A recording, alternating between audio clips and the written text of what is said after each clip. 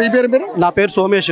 సోమేష్ చెప్పండి. సోమేష్ గారు, నిజంగానే మరి ఇప్పుడు హైడ్రా పేరుతోటి అన్ని జరుగుతూ ఉన్నాయి, మరి ఏంటి మీరేం చెప్పాలనుకుంటున్నారు? ఓకే, ఈ హైడ్రా తోటి అందరినీ ఆగమనం చేస్తున్నాడు. ఫస్ట్ గా గౌరవ ముఖ్యమంత్రి రేవంత్ రెడ్డి గారికి ప్రజల తరపున నేను అప్పీల్ చేసుకుంటున్నా. ఇది ఈ హైడ్రా అనేది తీసుకొచ్చి ప్రజల బతుకుల్ని ఛిద్రం చేస్తున్నారని చెప్పేసి నేను చెప్పదలుచుకున్నాం. ముఖ్యంగా చెప్పాలంటే ఇది ప్రజాపాలన అని చెప్పేసి చెప్పుకుంటున్న ముఖ్యమంత్రి గారు ఇది ప్రజాపాలన కాదు, ఇది నియంత్రిత పాలన అని చెప్పేసి నేను చెప్పదలుచుకుంటున్నాం.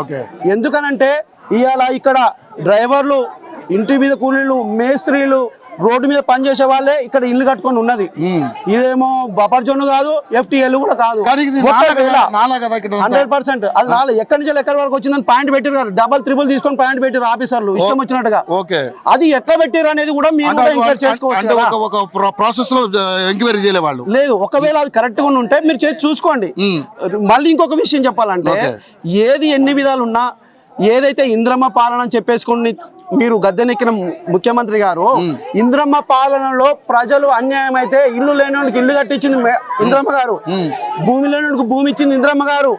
మీ లెక్క గద్దెనెక్కిన వెంటనే ప్రజల మీద ఫోకస్ పెట్టి ప్రజల సొమ్ము దోచుకోవాలని చెప్పేసి ఆలోచన చేయలే. అదే విధంగా ఉంటే 9 నెలలే మీ గవర్నమెంట్ వచ్చి ఇక్కడికి, మరి 9 నెలల్లో మీరు ఏం ఎంక్వైరీ చేశారు? భూముల మీద, ప్రజల అభిప్రాయం మీద ఏం ఎంక్వైరీ చేసిరా అని చెప్పేసి మిమ్మల్ని క్వశ్చన్ చేస్తున్నాం. మీరు నీతి నిజాయితీగా ప్రజల తరపున, ప్రజల కోసం, ప్రజల పరిపాలన కాక అయితే మీరు ఈ హైడ్రా అనేది మీరు వెనక తీసుకోవాలి.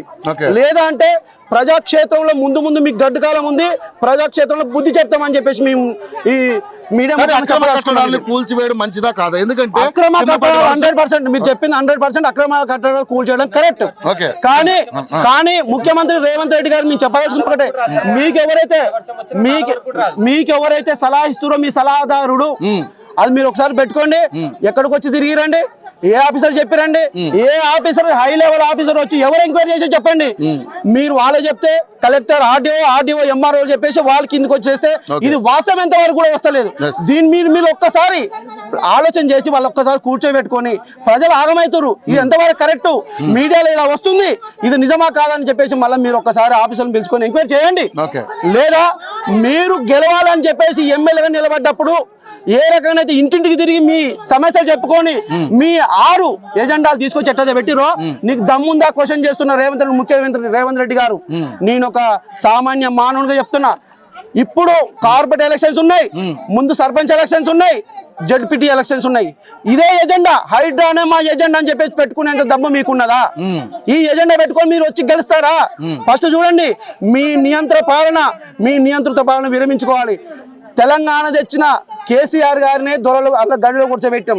మీరు విషయమేం కాదు, ఇది ఆలోచన చేసుకోవాలని చెప్పేసి మీడియా ముఖంగా మేము చెప్పుకుంటూ ఇది పరిస్థితుల్లో మీరు విత్డ్రా చేసుకోవాలని చెప్పేసి చెప్పదలుచుకుంటాం. జరిగితే ఏం చేస్తారు మీరు?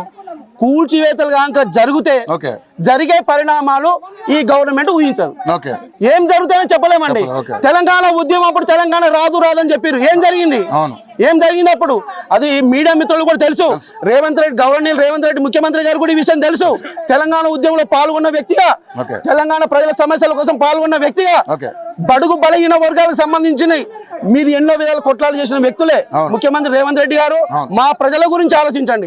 FTL లో బఫర్ జోన్ లో ఉంటే లీగల్ గా నోటీసులు ఇచ్చి వాళ్ళకి టైం ఇచ్చి తీసుకోండి, మేము అదే చెప్తున్నాం. కానీ మా పేదల మీద మా పొట్ట మీరు ఎందుకు కొడుతున్నారు అని చెప్పేసి మిమ్మల్ని డైరెక్ట్ గా మేము ఈ మీడియా ముఖంగా క్వశ్చన్ చేస్తున్నాం. దీనికి సమాధానం చెప్పండి. మీ ఎజెండాని ఇదని చెప్పేసి రేపు ఎలక్షన్ లో మీరు వస్తారా? అది మీకుందా దమ్ము అని చెప్పేసి మేము క్వశ్చన్ చేస్తున్నాం. రైట్. మొత్తానికి అయితే చూసుకుంటే ఇక్కడ అంతా కూడా మహిళలు కూడా చాలా మంది ఉన్నారు.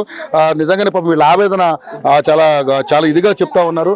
సో ఒక్కొక్కరికి అంటే ఎంతో సెంటిమెంట్ ఉంటుంది ఆ ఇళ్ల విషయంలో. కూర్చో చాలా మంది రకరకాలుగా బాధలు పడతా ఉన్నారు. గర్భిణీ స్త్రీలను కూడా వాళ్ళకి ఇంత కూడా అవకాశం ఇవ్వకుండా, పిల్లలకి పుస్తకాలు తీసుకుంటున్న టైం కూడా ఇవ్వకుండా కూల్చివేతలు చేస్తున్నారు.